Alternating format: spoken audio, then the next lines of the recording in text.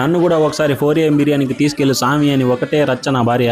సరేలే అని చెప్పి తోడుకొని పోయినాను. నాకు తెలిసి తిరుపతిలో 2 4AM బిర్యానీలు ఉన్నాయి. ఒకటి హొస్కోట అక్షయ్ 4AM బిర్యానీ, ఇంకోటి మిస్టర్ గోస్ట్ బిర్యానీ. ఇవి కాకుండా వేరే ఏమైనా ఉంటే కమెంట్ లో రాసేయండి. మేము మార్నింగ్ 4:40కి అలా వెళ్ళాము అక్షయ్ బిర్యానీ దగ్గరికి. బిర్యానీ అయితే ఆల్మోస్ట్ ఖాళీ అయిపోయింది. మేము ఒక్క మటన్ బిర్యానీ తీసుకొని ఇద్దరు షేర్ చేసుకున్నాము. బిర్యానీతో పాటు 2 చికెన్ కబాబ్ ముక్కలు ఫ్రీగా ఇచ్చినారు. కబాబ్ ముక్క అయితే టేస్ట్ బాగానే ఉంది. ఇంకా బిర్యానీలోని మటన్ ముక్క అయితే అస్సలు ఉడకలేదు. చాలా గట్టిగా ఉండదు. అసలు ఈ మటన్ ముక్కలు తినడానికి అవ్వలేదు. రైస్ టేస్ట్ కూడా యావరేజ్ గానే ఉండదు. నాకైతే పులిహోర గుర్తొచ్చింది. హుస్కోట బిర్యానీ అంటే మెయిన్ గా రైస్ కొంచెం మాయిస్ట్ గా ఉండాలి, కానీ ఇక్కడ అస్సలు లేదు. బెంగళూరులో ఉండే అక్షయ్ బిర్యానీకి ఇక్కడ ఉండే అక్షయ్ బిర్యానీకి అస్సలు సంబంధం లేదు. కంప్లీట్ గా డిఫరెంట్ గా ఉండదు ఇక్కడ. ఇంకా మటన్ ముక్కలు అయితే 4-5 వచ్చినాయి. బట్ కంప్లీట్ గా బొక్కే అనిపించింది నాకు.